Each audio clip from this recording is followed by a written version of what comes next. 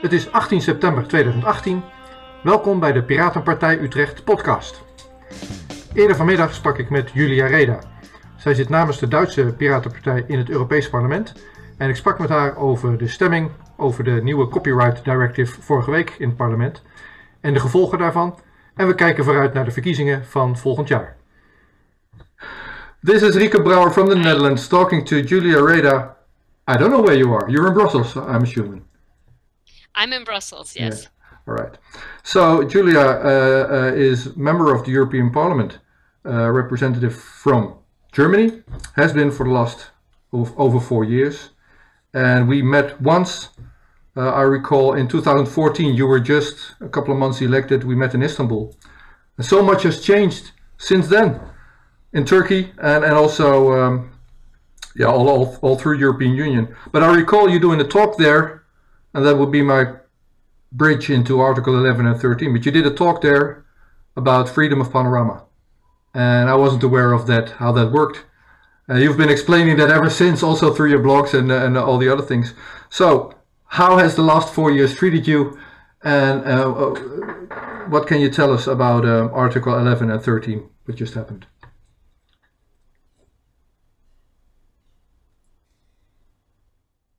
Okay, I'm having a little bit of difficulty hearing you, but I hope I understood everything. Yeah, I think what has changed since 2014 is that when we were discussing back then about a European-wide freedom of panorama, which basically just means that in all EU countries you should be allowed to take pictures in public places without having to worry about copyright law. We were talking about improving copyright law, making it easier to understand, making it make sense in the digital environment. And what we're seeing now is that once again, the pirates are at the forefront of fighting problematic changes to the copyright law that would make the law even more complicated and would further curtail freedoms online. So in that respect, I would say it's kind of a disappointing development because, you know, in 2014, even the European Commission was saying, hey. I'm losing your audio here. You've muted yourself, maybe. I feel you've... Yep, that's the button. Can you hear me now? Yes, now it's better. Okay. Okay, cool. Sorry about that. All yeah. Sorry, where did I break up? So you were telling me that back in 2014 you were improving copyright law, where Right. currently, yeah, there you go. Yeah, currently, so we're all again taking a step back, and we are now dealing with two specific proposals that the European Parliament has just endorsed, the link tax and the upload filters, that are actually moving in the opposite direction of what we want to see. So that's pretty disappointing, but on the positive side, I would say that the last 4 years have shown that only having a single pirate in the European Parliament can already change a lot, and starting with having all the information that we need to even know what's going on in terms of digital policies. And even on the copyright directive, the outcome is still uncertain because we've managed to build a significant opposition to these plans. And the vote last week in the end was relatively close. It was the upload filters were adopted by about 60 votes. So yeah, I hope that in the next parliament there will be more pirates, also from other countries like Czech Republic, and that we'll have a chance to actually, yeah, improve things rather than just fighting against negative proposals that will invariably come out from the European Commission. Yeah. So just the technical part of the directive that was just voted on. Maybe there's two questions that aren't clear to me just yet. So Yeah. one is, it's a directive, so that's something different than a law, right? How does it end up in law in Holland?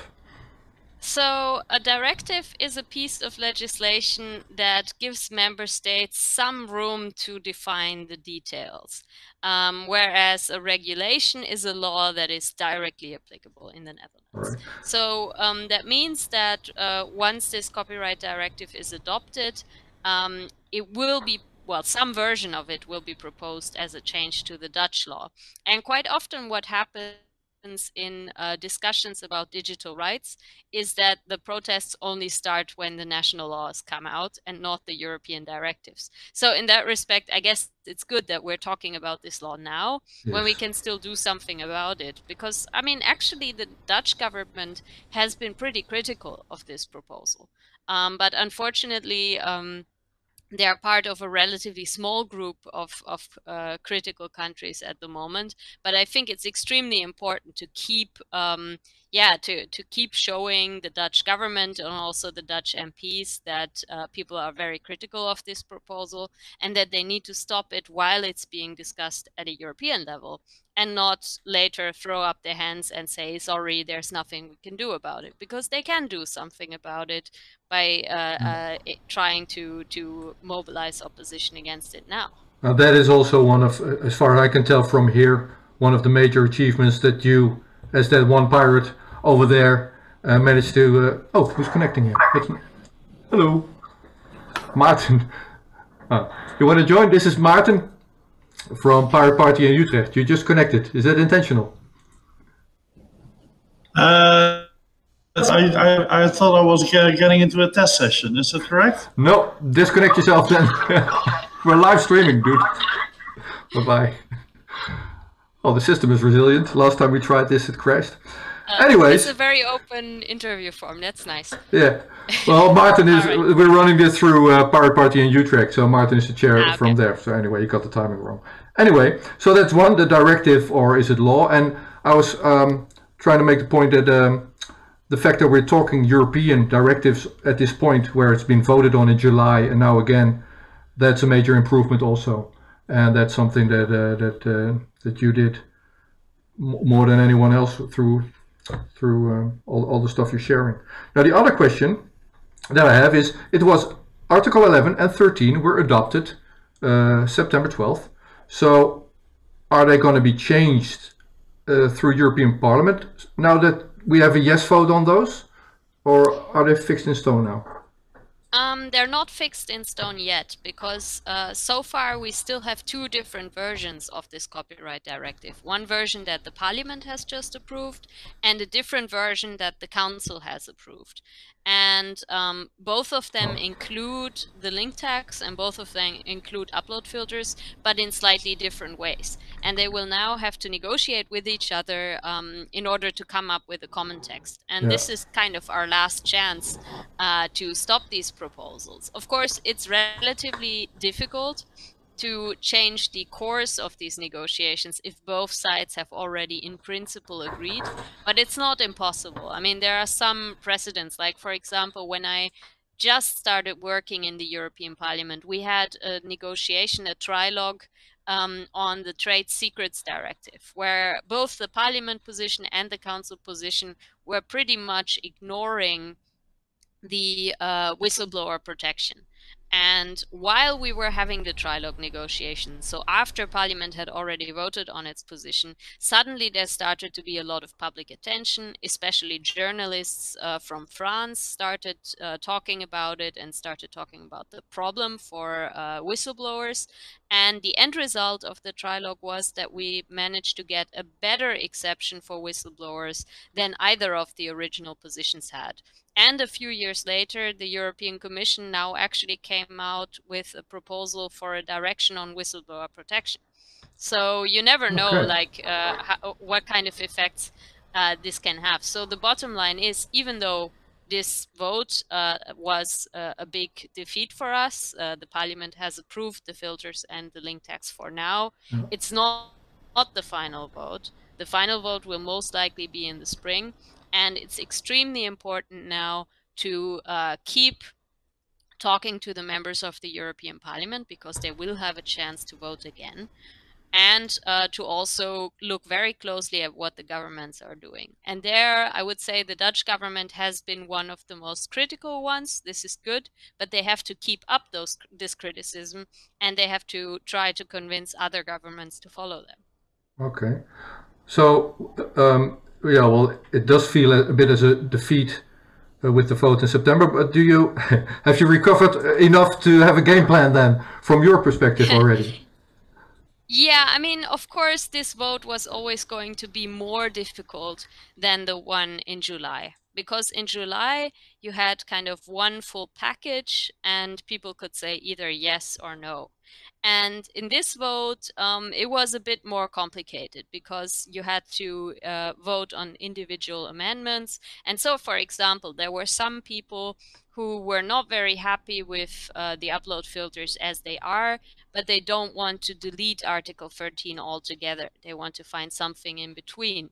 And there are other people who want to delete it, but are not willing to vote for any alternative proposal. And so in a way, I think the opposition to these proposals has split itself up a little bit. And that is, of course, a strategic difficulty. So yeah, it was not completely surprising that we ended up losing this vote. It was, of course, a disappointment because, well, we had some momentum and protests going on, but of course the entertainment industry has also not stayed quiet. I think for them, the vote in July was a bit of a wake-up call and they really started lobbying MEPs very strongly. So I think, yeah, but we need to kind of roll with the punches. You know, we lost the first vote in the committee in June. We won the second vote in July. Now we lost the third vote in September. I just hope we're going to win the final vote. And in order to be able to do that, we have to keep fighting and not be discouraged. So is that what happened then in July when we won, if you want to call it like that, that the industry really doubled down on lobbying to members of parliament? Yeah, you saw that also. For sure, yeah. Yes. I mean, we have seen a huge increase in the lobbying to every single member of the European Parliament. And we've also seen an increase in kind of opinion pieces in the media that were not trying to report the different sides of the debate, but rather speaking on their own behalf as media organizations. So especially on the link tax, I found that quite discouraging that so many newspapers started promoting the link tax in the hope that it will somehow give them back some of the lost advertisement revenues that they have lost to Google and Facebook, but completely ignoring the extremely negative experience that we have already had with the link tax in Germany and the fact that it just doesn't work. Because, I mean, it's true that you know, newspapers have lost a lot of advertising revenues to Google and Facebook, but that has nothing to do with copyright. That's because of the use of targeted advertisement and the use of personal data by these huge companies. So I'm feeling, yeah, this has definitely had a huge impact on the vote. I talked to the chairman of the organization that runs the infrastructure for the Dutch internet, Michiel Steltman. And he's opposed to Article 11 and 13. He is in favor of a free and open internet, just like yourself. My question to him was, so, okay, how are you lobbying then to the European parliamentarians or the Dutch government or all through European Union? And are you not doing a better job than the commercial copyright industry? And right. That he actually confirmed that, or that was his point, saying, yeah, we need to, as an open source community, as the people in favor of a free and open internet, we need to lobby. We need to learn how to lobby just as hard as the commercial entities already do. Yeah. So my question to you is then, how do we get to you and your colleagues in a meaningful way to help you in your cause? I think the most important thing is before you try to contact a member of parliament, try to spend 5 minutes to find out who they are and what they stand for. So, for example, if you look at the Dutch members, all except the CDA actually voted against. So that means if you're contacting anybody except for the CDA, what you're going to do is to thank them for their support for a free internet and to tell them to keep it up and tell them, look, I have some extra arguments that might be useful. So for example, in the case of somebody running the IT infrastructure, offer them, you know, expert advice and arguments that they can use when talking to their peers. Of course, if you're talking to a member from the CDA, try to find out why they voted in favor And because it may be that they just followed their party line. I mean, they are part of the largest group in the European Parliament, the EPP group, and the person in charge of the copyright directive, the German Axel Voss, is also part of the EPP. And of course, he put a lot of pressure on everybody in his group to just follow his line. So don't assume that they will necessarily, just because they voted in favor doesn't mean that they're your enemies. Try to find out why they voted in favor and try to explain why this proposal, the way it is right now, is not a solution. But that's really important. Like before you start talking to somebody, to know where they stand, to know how they voted in the past, and to tailor your message to that and show them that you're not just sending a mass email to 750 people. Yeah, the rants end up in the garbage bin, and the people that have educated themselves into you and where you stand, those are the ones that you listen to. That's what you're saying. Exactly. Yeah. Cool.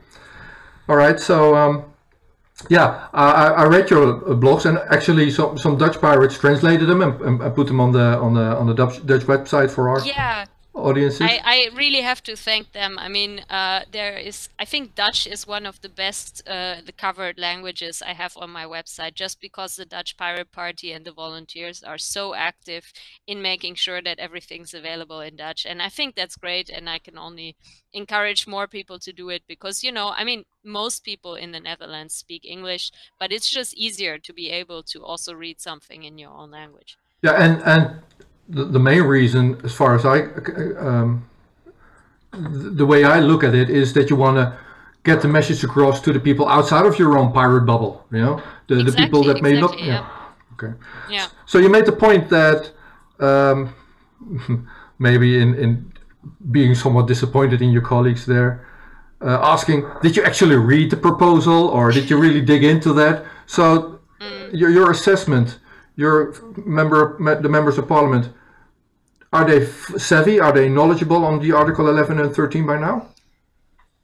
Well, I think it's first of all, they are put in a very difficult position, because normally as a member of Parliament, you don't have to be an expert on everything. Usually you have your area of expertise, and for everything else you follow your colleagues from your group that have the same ideology and the same views, and you can trust them.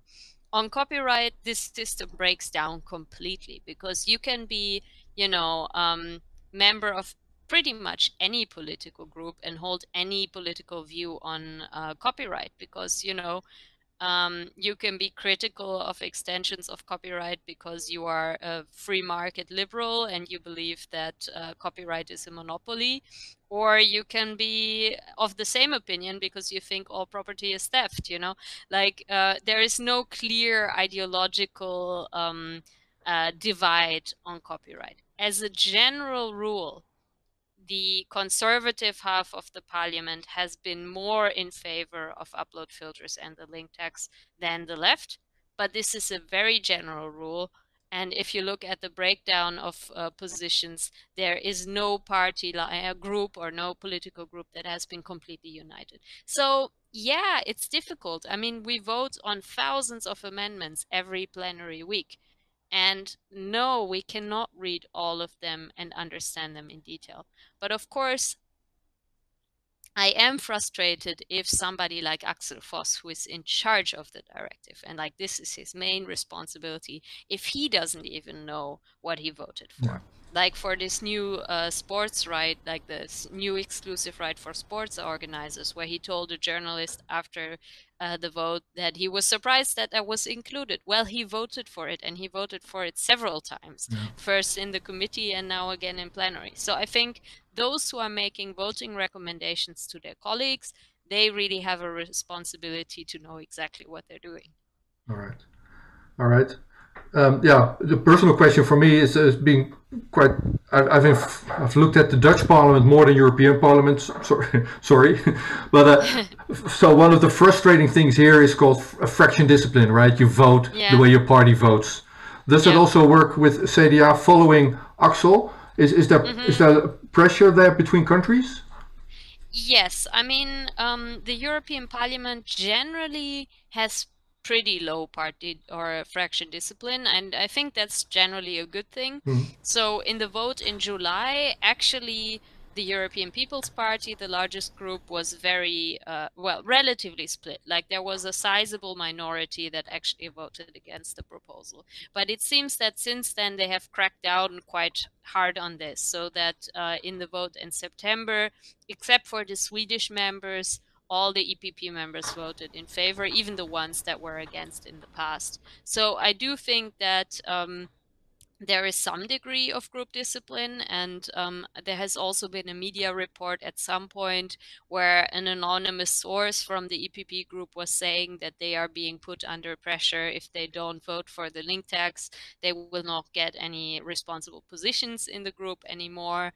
But it seems to be that this pressure is by far strongest in the EPP group and not so strong in the groups on the left, which is, of course, strategically really a problem. Like if one group, like if one part of the parliament is really united behind a position and is not allowing different opinions, and the other side is allowing everybody to vote how they want, it's usually, well, the conservatives that will end up winning. Yeah, I get your point. You mentioned Sweden; they just had their vote. Right. You were aware of that. I just contacted Magnus Andersson, who was the front runner, asking him a bit of a mean question. Sorry, Magnus, but so it's been a week or a little over a week, and I asked him, "So, are you up for the next elections, European Parliament 2019?" Because I remember vividly how it was in 2017 in Holland. I mean, you're disappointed and you're tired, but there's a good chance. That's what he said. So I'm paraphrasing that they're gonna run, and they're in good spirit. So what's your assessment of pirate parties all through European Union for the 2019 elections?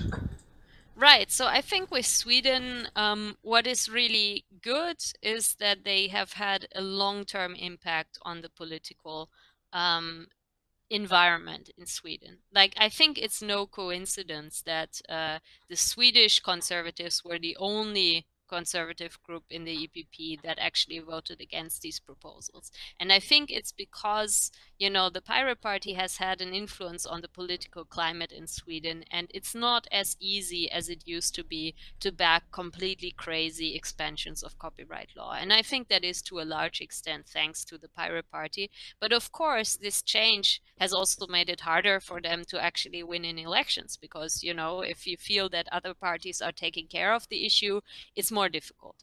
I would think that the best chances for the European elections will probably be had for the Czech Pirate Party.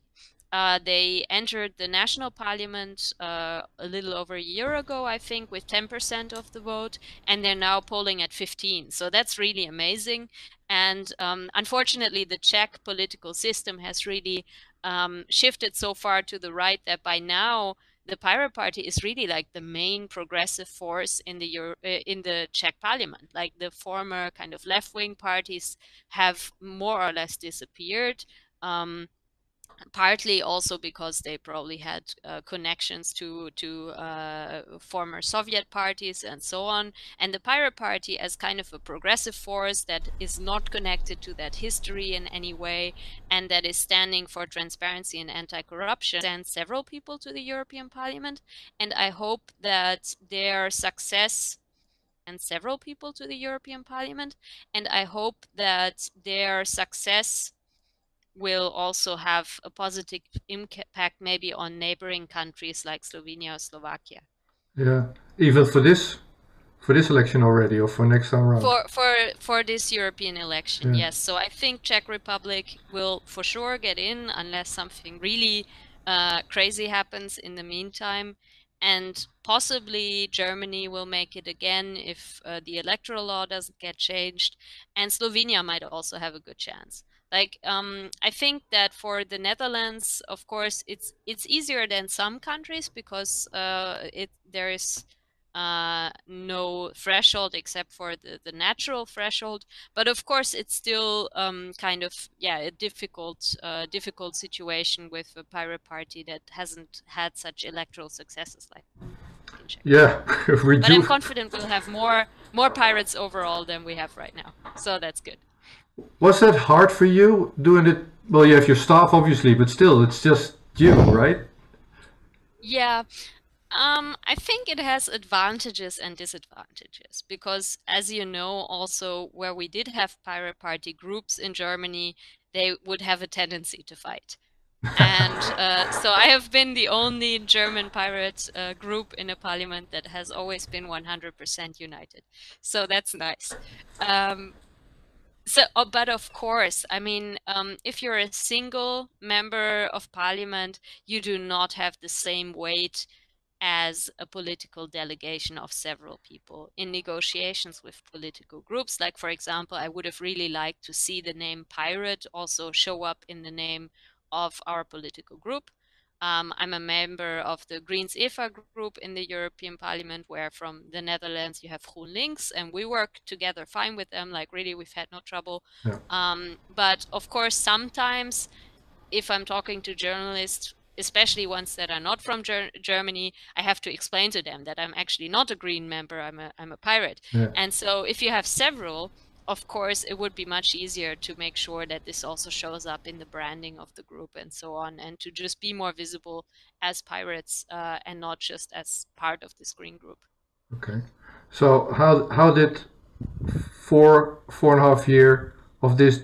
When I met you in 2014, my first question to you was, or second, whatever, was, what are you looking forward to, and also what do you look up to? And the first answer that you gave is, well, the traveling between Brussels and Strasbourg for the vote. That was major downside of the job. So looking back over the last 4.5 years, has that changed or something? No, I still hate the traveling between Brussels and Strasbourg. And I think it's just one of those things that, you know, if we want people to believe in the EU and to believe in, you know, being able to compromise and overcome differences, it's just really embarrassing that we cannot get rid of this very idiotic issue. So I think it would just be a huge sign of, you know, the functioning of the European system and the power of compromise to be able to come up with a single seat for the European Parliament.